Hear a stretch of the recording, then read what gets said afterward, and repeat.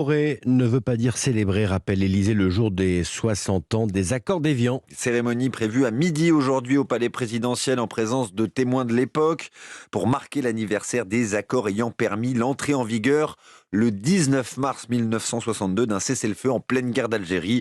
Ce choix, cette date du 19 mars fait d'ailleurs débat, Arthur Delaborde.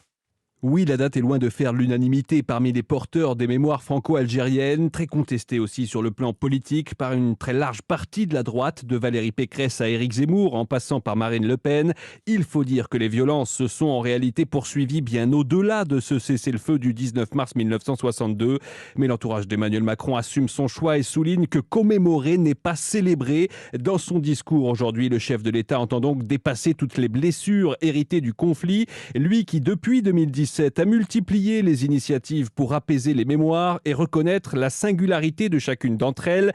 Commande du rapport Stora, reconnaissance de la responsabilité de la France dans l'assassinat de militants indépendantistes, dénonciation des massacres de Pieds-Noirs, d'Oran et de la rue d'Isly à Alger, facilitation de l'accès aux archives concernant la guerre d'Algérie ou encore demande de pardon aux harkis. Des gestes qui restent insuffisants aux yeux des autorités algériennes qui continuent de réclamer des excuses officielles pour la colonisation. Arthur Delaborde du service politique d'Europe